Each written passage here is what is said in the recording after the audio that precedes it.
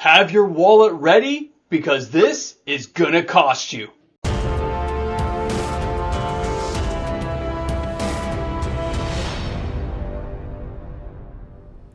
Lord of the Rings may not even be released yet, but you know what? That doesn't seem to matter because people are spending money. Welcome back everyone, MTG Moxman here, and thanks again for hanging out with me on the channel today for another top 10 video. Now let's talk about where we stand. What you have to understand everyone is that there are certain times when the market does crazy things, and this is one of them.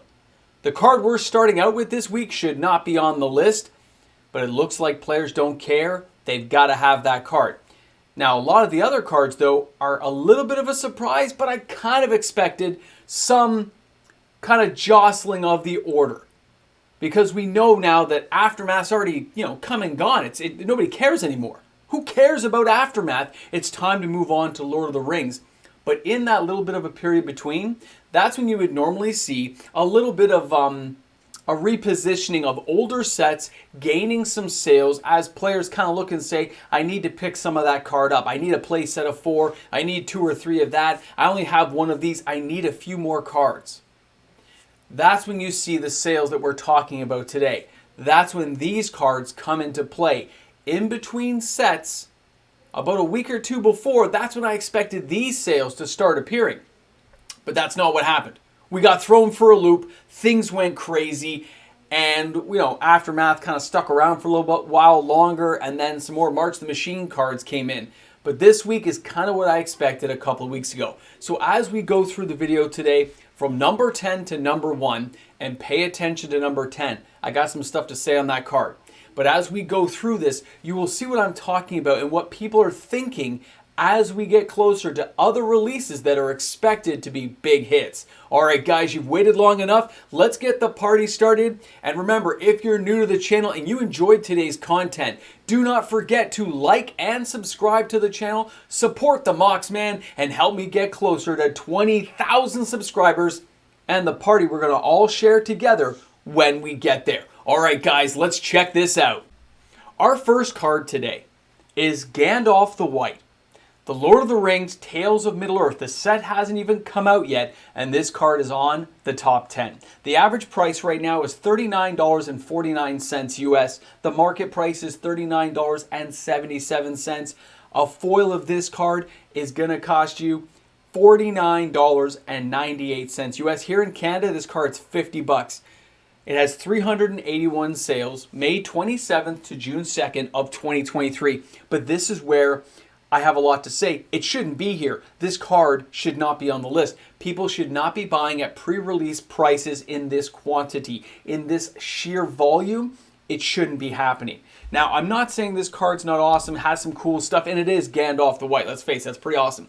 Having Flash is amazing, but 2 white, 3 generic for a 4/5 mythic creature with Flash. You may cast legendary spells and artifact spells as though they had Flash. That is an interesting power, I agree. If a legendary permanent or an artifact entering or leaving the battlefield causes a triggered ability of a permanent you control to trigger, it triggers an additional time. Now think about all the ways of blinking and phasing things out temporarily now. This card does have a lot of playability. There's a lot that's going to happen with it, but only if people can make it work. And I think buying at this price level, at this point, before we see exactly how the set's coming out, I just don't think that that's a great value for investment unless you just can't wait to get the card. I am sure it's going to be opened a lot, okay? These products are going to be around for a while. And I understand certain cards like Shieldry kind of jumped up, but hedging your bets on a card like this just to save 20 or 30% of that price when it could just tank down, it doesn't seem like a well, I don't know, guys. I don't think you should spend the money. How about that? I think you should wait. There we go. I think you should wait. Wait for it. Now let's go to number 9, okay? Number 9 this week. I know. Uriah the Sky Nomad. Nomadikoria Lair the Behemoth. Average price only $1.23. Market price 66 cents. A foil $2.02. Remember the Godzilla cards? So awesome. €1.91 to get that card to your house. 493 sales. Now, this card is still played in Commander, guys. Don't forget cards like this And you might want to pay attention to what it does. When Orion enters the battlefield, exile any number of other non-land permanents you own and control. Return those cards to the battlefield at the beginning of end step. Do you think maybe, just maybe that works with Gandalf? Just a little bit, maybe these work together to get the job done?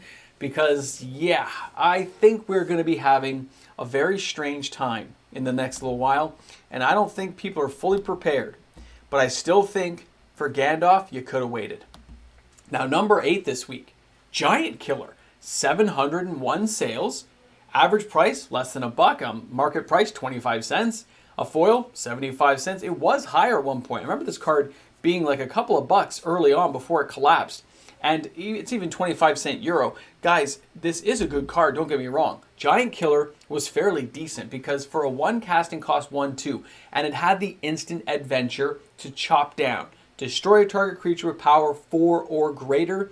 And of course, it could even tap creatures. As a multi-effect card that was a rare, this is a good, decent card that doesn't cost a lot of money and can find a lot of playability factors in many decks that splash white. What I find interesting is we are going back to Eldraine, and all of a sudden the sales of this card really started picking up. So if someone knows more than me about something about this, you gotta let me know. I may have the numbers, but I don't always have the background information on why the card is selling. Now let's go ahead and check out the number 7 card this week, and that is Feed the Swarm.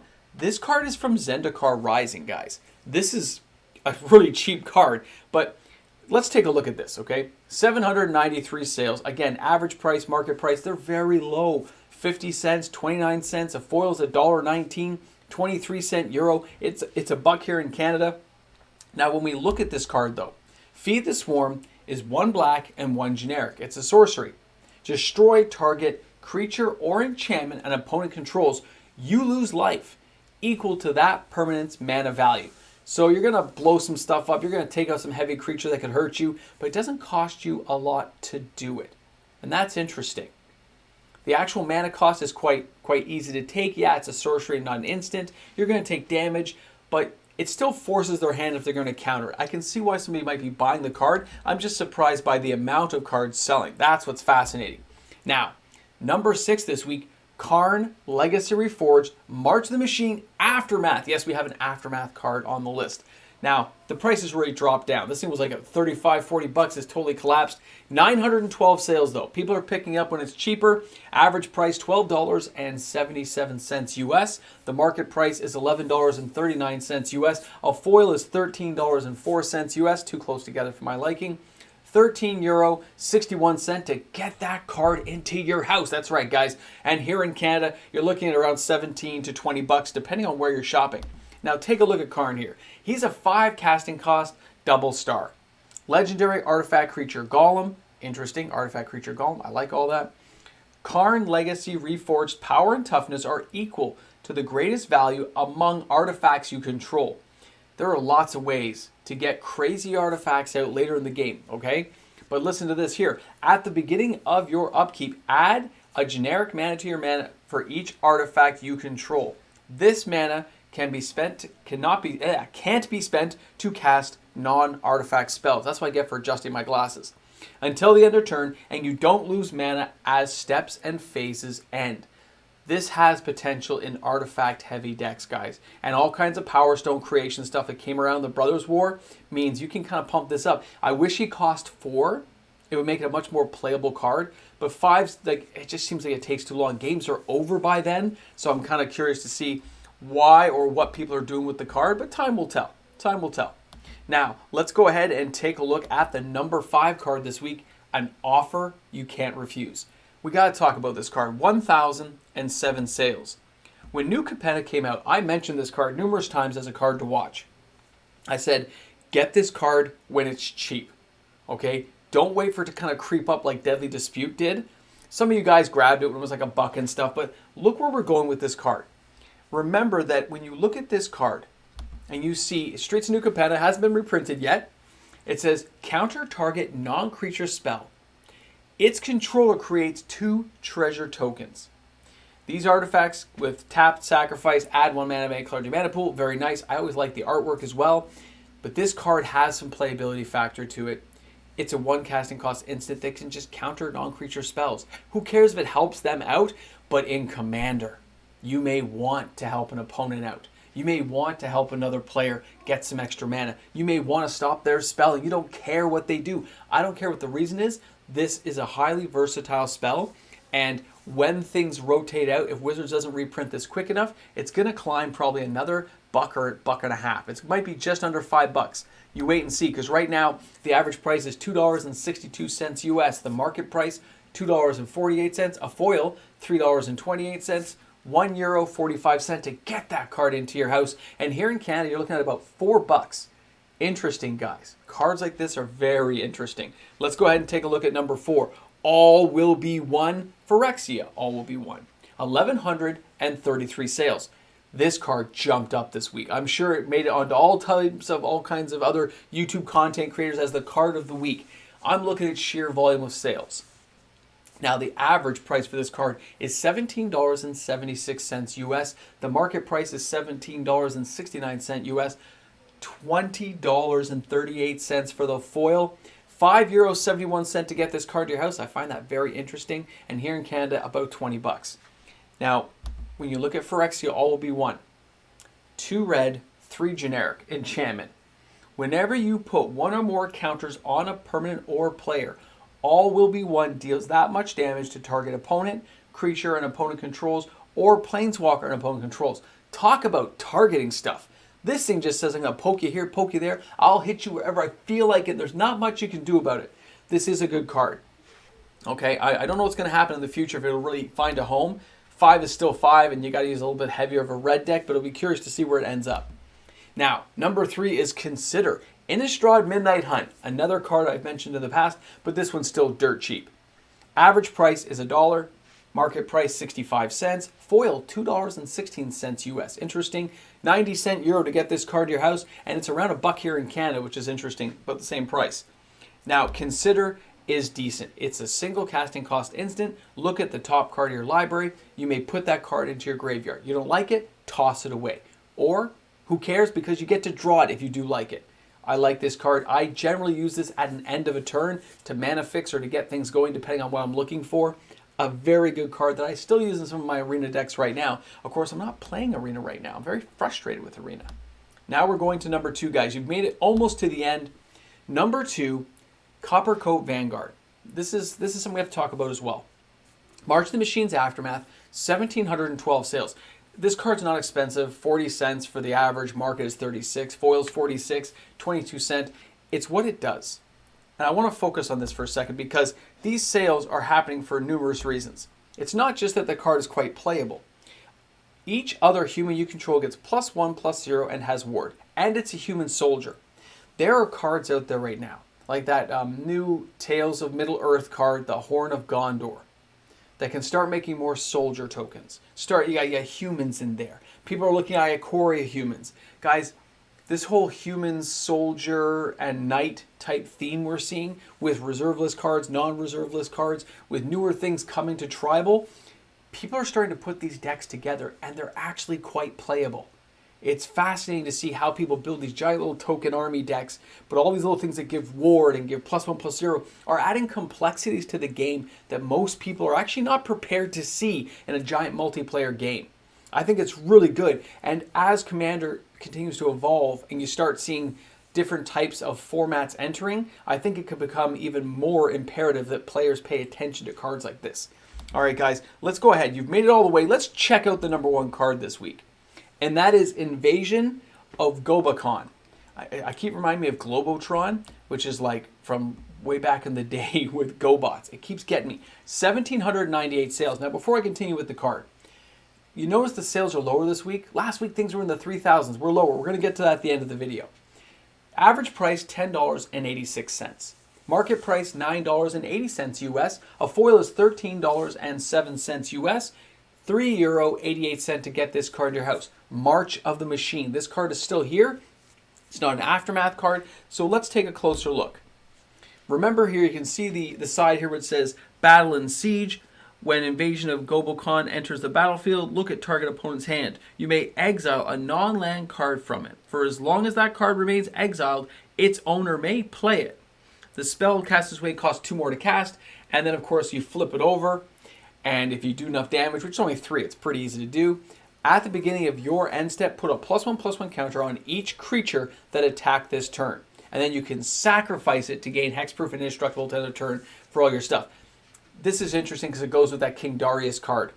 This kind of stuff can really cause some great synergy if you can get everything going off. And Commander, of course, is where they're intending for cards like this to be played. This is that kind of thing, the moment where you realize Wizards says, you know, they're not doing tribal, but they are. They are building these tribal things up. So anyone who wants to build a tribal deck or has a tribal idea, you should be picking up some of these cards now. Have some forethought. If there are expensive cards that aren't expensive yet, would you rather buy them now when they're cheap or later on? Remember, and guys, this happens all the time, where a card will spike temporarily and then go back down when interest wanes, but sometimes the cards don't go back down. Look at Mind Over Matter, the reserve list card. It's dipped, but it hasn't dipped to previous levels. It's really kind of holding strong and still has decent sales. And remember, everyone, if you happen to be buying any of these cards through TCG Player, please consider using my affiliate link found on the description of all my videos. You just click the TCG Player link. It takes you right to TCG Player for your shopping experience, and the channel here gets a kickback of 3.5%, which is not bad. Helps the channel buy cards and stuff. I really appreciate those who take the time to do it. So in final thoughts here, guys, we're seeing a lot of changes and shifts that a lot of players won't recognize yet. Players buying these kind of cards at pre-release prices, that's FOMO, just kicking in big time. And there were a couple hundred sales on a whole bunch of other cards. They didn't make the top 10, but there was a lot of cards like Saruman and stuff that were selling a massive amount. You know what card that didn't sell a lot? It's kind of interesting. It was the card that almost had no sales at all in pre-sale was the Balrog. I don't know why that is. Why did the Balrog not get any pre-sales? Yeah. Have a great day, everyone. Hey guys, a big shout out and thank you to the fantastic patrons of MTG Boxman. Thanks again, guys, for that continued support you show me each and every month. I couldn't do this without you. That's the way it is. Patrons make this content happen. Thanks again. Thanks for coming and hanging out in the nacho cheese section of these videos. The ramble is on. All right, guys, let's face it. The set's going to be huge. We all know it. But these pre-sales should not be happening at these prices. It's not logical to do so. I don't get it. I don't understand. I'm having a really hard time computing because the sales numbers I got from so many stores on the pre-sale numbers, plus what you can see on other websites, you're like, that's a lot of money being spent. And you know they're going to drop in price. It's got to be the Timmies. The Timmy doing it. Doesn't make sense, man. Anyway, I'm going to take my kid to see that new Into the Spider-Verse. Probably by the time you guys are watching this, about 45 minutes after it starts. Yeah, I'll be getting ready for the movies. It'll be awesome. And then, of course, don't forget, guys, the Sunday reserve list, man. We got some cool stuff going on there, and I can't wait to share with you guys. And the live stream for the Patreon giveaway is going to happen this weekend. Going to be awesome. All right, guys, thanks again for being here. Welcome to the new patrons. Oh, we're going to have so much fun.